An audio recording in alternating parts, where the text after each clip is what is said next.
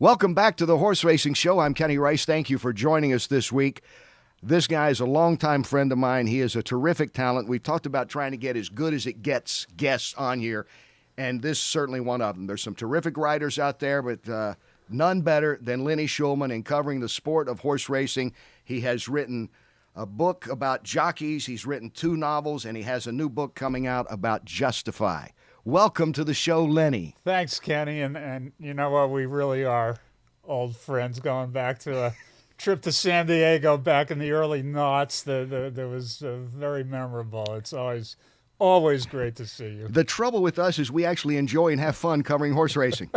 And I don't like to do that too often because I don't want to upset the old guard because we got to protect the integrity of the sport. Yeah, no, we're looked upon as freaks. You know, we're off in the corner laughing and everybody else is doing whatever they're doing. So. You know what I like? Some of the guests, we had Mike Pegram on the first show. We just had Mike Smith on today. The people that really enjoy it, you know, they seem to always enjoy it. They're having a bad day. Oh, well. Yeah. Well, I feel bad that I'm not named Mike now. I feel like I'm not fitting with the pattern here, but we can change that. We'll call each other Mike the rest of the way. Very loose. Kenny yes. and Lenny? No, Mike and Mike. Wait, no, we'll have to deal with Espen on that. We can't do Mike and Mike, although I don't think that's on anymore. I forget. Anyway, I think we're going to talk about your book. Let's talk about where we are. This for people tuning in. This Yes. is if the nuclear war comes, you want to be in this location where we are now. We're in a bunker outside Nicholasville. Yes. Right next to Joey's lizards and tropical fish. Yes. And it's amazing. Well, this is where you wait out the nuclear war. We have a refrigerator. We have a bathroom. We've got an asteroids game from I don't know when. Good gracious, when was that? Like 1972? I don't know. Whenever it came out. Yeah. I think in here we've got Scott Hall, who puts all this together. You know, we got Steven Seagal and movie memorabilia. We got a guitar. If you get bored, Lenny, anytime during this, pick it up. Feel free to play. It's the ultimate pirate radio location. Isn't it, though? This is where you'll be broadcasting to who's ever surviving the Holocaust. It's great. We're here to save horse racing and save you, so keep it tuned to the Horse Racing Channel. You heard it from Lenny Shulman. This is where you need to be. Really need to be. You really need to be. Nogales, Arizona, in the middle of the 20th century, would have needed an alarm clock to reach the level of being sleepy. You just don't find that with anybody else covering this sport. Therefore, the wordsmith that is Lenny here, who has written a book about Justify. I just read the manuscript yesterday. I sat down and read it in one day. Compelling.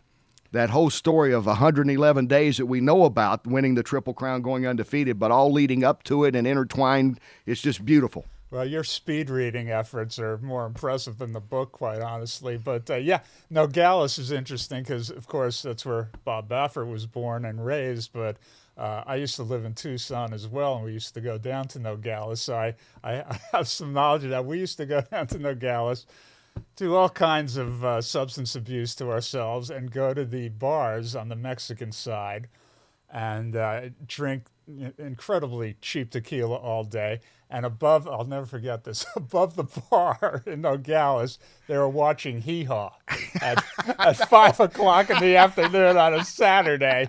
And, as if we weren't disoriented enough already, that put us over the edge. But Nogales is a great little town.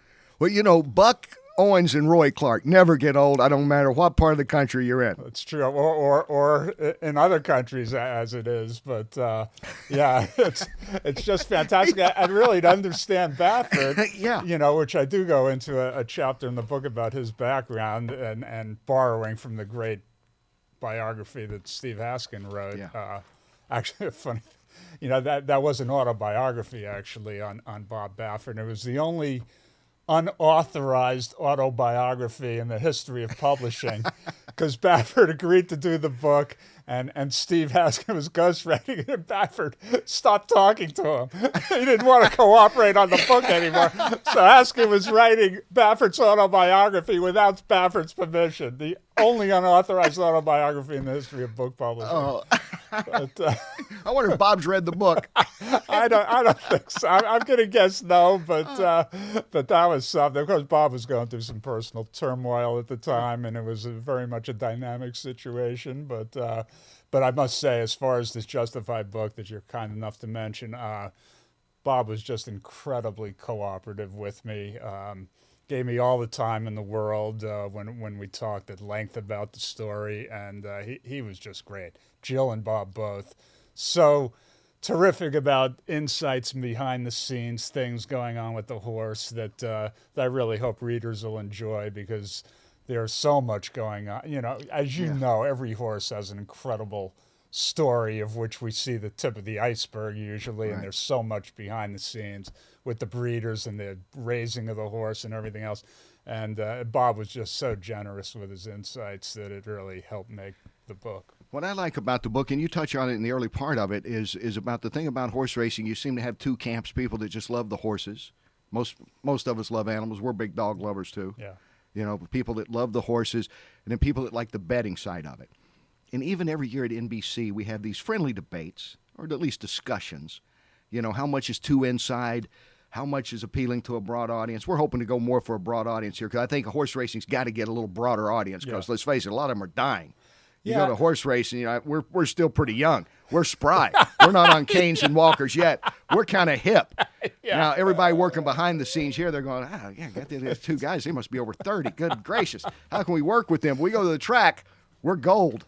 Well, it's funny because, you've been in enough press boxes, and if you walk through the press box now, even as opposed to 20 years ago, frankly, it's gotten really young. It's gotten very female-oriented. Mm-hmm. Most of the turf riders coming up now seem to be women, and it's just a very different vibe to it. I think women tend to like the horse aspect, the animal aspect, more than they care about the gambling. I'm trying not to be completely generalization, but I think that's true for the most part. And I talk about that in the very first chapter of the book. Back the old days, and what you see in the movies with the fedoras and the cigarette smoke and the guys with the ribbon stained and the hands typing on the old keyboards. Now, that's not really what it is anymore. It's really it's keyboards about the size of a cigarette pack, and it really has, it's a new generation. It definitely is a different world out there. As far as Justify, as you're writing this book, were there a couple of things along the way that really surprised you? And the insides and outsides and how it works with consigners and getting to the auction ring and going on from there. Did you say, wow, that is really interesting? Yeah, the thing that really, I think the key thing that sparked my interest in this horse, and I go into it, was I was interviewing Bob Baffert out in Santa Anita just for a story that we were doing, and I had to go do another interview, and I'm packing up my recorder in my bag, and thanks, Bob, and he says to me out of nowhere, do you want to come see the Derby winner? And at that point, Mackenzie was a very established horse and a Grade 1 winner. And you would have thought that he was taking me to see Mackenzie, but there was just something in his voice, like, that character in Baffert that you just know something's always bubbling up beneath the surface. And when he asks somebody, if you want to see the Derby, well, you don't turn it down. You say, yes, Bob, I'll come with you to see And he took me over to Justify's stall, who had been a maiden winner at that point. Yeah. So it's an incredibly bold statement to call him a Derby winner at that point. And turning the corner and looking into that stall and seeing that specimen of an animal, and we have seen a lot of horses in our years, and I'm telling you, I don't believe I've seen another horse look like that horse looked like when we peered into that stall. Just almost a statue, just statuesque. And, talking to Chad Brown subsequently, he had the same feeling when he laid eyes on him. This horse, you want to say you knew there was something special about him, and I truly had that feeling the very first time I saw him. And son of a gun, if 2.5 months later he's not the Derby winner and he's not this incredible superstar in the making. And that moment to me just captured my imagination and really set me off on wanting to tell this horse's story. He's the only horse that I can remember, and I asked Jimmy Barnes, assistant trainer that works with Baffert for years, great team that they are. He couldn't remember it either, a horse that gained weight during the Triple Crown, because it's normal for a horse to lose weight. Yeah. You know, they drop 50, 70 pounds and nobody's panicking. You know, American Pharoah, every good horse, Smarty Jones, name the good horse. They lost weight. Secretariat lost some weight. Yeah. This horse got bigger and stronger with each race. It was freaky how good-looking he was when he came over to the paddock for the Belmont. He looked maybe even better than when I saw him in the rain in Kentucky just 5 weeks earlier. It never stopped. It just never stopped. And if you talk to everybody, makes a big deal about, the horse didn't race it too. But really, the amazing thing about it was that this horse could never have a bad day if he was going to stay on the schedule of getting to the Kentucky Derby and the Triple Crown. And if you talk to any horseman anywhere in this country, they can count on no fingers the amount of times they have had a horse that hasn't had a bad day, hasn't had this go wrong, hasn't had that go wrong. This horse never had a bad day. He never missed a meal. Umberto Gomez, who was his exercise rider through this thing, was the guy in charge of feeding him. And after the Preakness, which was that horrendous, foggy, rainy day, and that race where he was all out to hold on against Bravazzo, and you would have thought he'd be a really tired horse, a second big race in 2 weeks. And Umberto said when he carried the feed later that night to Justify, the horse was screaming for his food. I mean, just like the equivalent of, where the hell have you been? Get over here and feed me. And he'd never seen anything like it, because, horses a lot of times won't eat that night. Right. They won't eat the next day. This horse never missed a piece of a meal. It was just amazing, the whole weather pattern from the deluge we had in Kentucky. I know in Baltimore being up there, and I'm telling you, I saw John Carpenter and Adrian Barbeau. That's how foggy it was. And we're the only ones that know that. I think Noah built himself a boat that day earlier. That was We're here all week in this bunker. Be sure to tune in the horse racing show. One of the really great contributors to the book, and I thank him immensely, is your colleague Larry Colmus. Oh, yeah. Whose Tremendous. job it was Tremendous to call that Preakness. And he could not only couldn't he see the starting gate down the stretch, he couldn't see the 16th pole right in front of himself. I mean, you could not see what was going on that day, and your guys had the foresight to get a cameraman down to the starting gate to literally shoot the starting gate from right where the starting gate was, or else nobody would have seen the horses breaking out of there to begin with. I'd never seen anything like it, because I remember being over in the barn area doing my last hit before I was going to walk over to the front side to be with Baffert. And you could see the fog rolling in, and it really was like one of those old John Carpenter, one of those old horror movies. What's in that fog? It kept coming in, and by the way, Albert Hammond, a good mention of Albert Hammond. Never rains in Southern California. You got that in that's what I like about you. You're always you get stuff in there.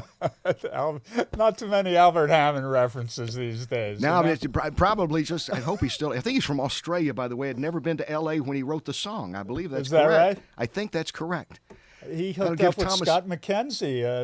If you're going to San Francisco or a Flower Net, two of the worst songs ever written in our lifetime. But, I can't wait till we do the musical show. We got the guitar, Lenny. It's right there. I can't sing worth a lick. We'll be great together then.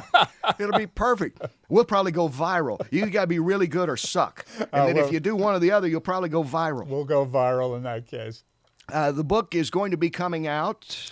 It should be out late March or early April. Triumph Books is publishing it. They're out of Chicago. And I have impressed upon them the importance of getting it out as quickly as humanly possible to take advantage of the run-up to this year's Derby. And I think that's going to happen. I wish I could tell you a couple of signing dates. I hope to do one with Bob Baffert at Santa Anita, maybe Mike Smith. And maybe here in Lexington locally. Hopefully. You could come here. Yeah, we could do the signing here. We've got a refrigerator with cold beverages. We'll actually be at Storage Shed G across the street. We're working. Be sure on to stop and get some beer cheese and some carpet remnants, and come on in. Get a swimming pool while you're here. It's we got it all covered. We got it all covered. So it is coming. And I just learned the other day that Triumph Books is also doing a real autobiography. I think another colleague of yours and a friend of ours, Eddie Olczyk, Oh, yes. is actually penning an autobiography for the same publisher. So that'll be a great book also that they're coming out. That with. will be. He's one of the good guys. Yeah. One of the guys that also enjoy it. Yeah, You know? yeah, and a hockey player. You just can't get any better than horse racing and hockey together. I know. It's amazing how many hockey guys keep popping up in horse racing, isn't it? Yeah, yeah. Well, Paul Redham's a big guy. The guy that I think Huge. Nyquist, was named after a hockey player. We'll start, I'll miss somebody's name out there. And they'll Pavel, yeah. Nyquist. There's a guy named Eric Johnson who was a #1 draft choice. Yeah, I plays think he for and Olczyk Colorado were now. partners in a Yeah, horse or and, two. and Yeah. Paul Redham as well. Yeah. They own horses together. Yeah, there's something about it. Maybe it's that hardcore upbringing or something, but there definitely is a connection there. Lenny, it's a pleasure having you on this show. It's great to see. It's always a pleasure. But in this case, it's no BS. It's the truth. It's the same, and these books are still available, aren't they? Right of Their Lives, I think you could get on Amazon, maybe a nice used copy of that, and if you're lucky, you get an autographed one. Because, Mine is. Yeah, because I don't mean by me. I mean by Eddie Delahousse or Mike Smith, or we had a couple of jockeys out at Santa Anita, Lafitte Pinkai. So there are actually some really cool signed editions of those out there. And it's wonderful to get the insight more in the jockey that I compare with any athlete. We can get into, I think they should be pushed a little more personally as far as personalities. Because as we know, and I want to get back to one more thing about the book, Justify, the controversy that Justify doesn't stay around. He's not American Pharoah. He's not going to race in the Haskell and the Travers and the Breeders' Cup. Yeah. And some resented that. And honestly, I thought he'd be a little closer vote for Horse of the Year. I voted for Justify. I don't think you can be undefeated Triple Crown winner and not win Horse of the Year. Because 15 years from now, you're going to look back on 18. Who are you going to remember? Some nice horses out there. Accelerate was a nice. Monomoy Girl, nice, certainly. But you had a Triple Crown winner, and that's what people are going to remember most. So, but there were some in camp that kind of punished him because he didn't run anymore. Yeah, and that's understandable. Horse racing runs on people having differing opinions, right? That's what makes betting and what makes this whole world go around. And so people are going to be divided on what they saw. They only saw 6 races, so it's a half-painted picture. My opinion, and it's no more valid than somebody who says something else, this is one of the greatest horses we will see in our lifetimes. I wish that he had the chance to further prove it by racing this year. Unfortunately, he didn't, but I will absolutely leave this earth believing in my heart of hearts that he was one of the greatest racehorses we'll ever see. I totally agree. The book is Justify, written by Lenny Shulman. It'll be coming out soon. Be sure to keep an eye on it because, trust me, friendship aside, 111 incredible days in the life of an incredible horse, but all the days leading up to it and everything that's intertwined from the breeders and the consigners and the farm owners, it's just magnificently put together as you do. So I really recommend that to all their viewers out there. And by the way, you do write for the Bloodhorse each week. Did I not mention that? And I do have a story on John Gunther, who is the breeder of Justify, and his daughter Tanya, who are wonderful people, and what a great job they've done. Lenny Shulman, please come back anytime. Thank you, sir. If you ever feel threatened, you got a safe place here. I'll never find it again, but if I do, I will.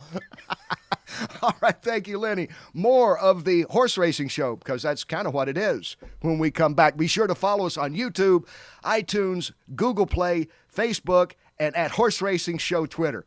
I'm a social media maven. Is that written down somewhere? How do you do that? I've never used a prompter. Whoa, it's impressive. Oh, we'll be right back.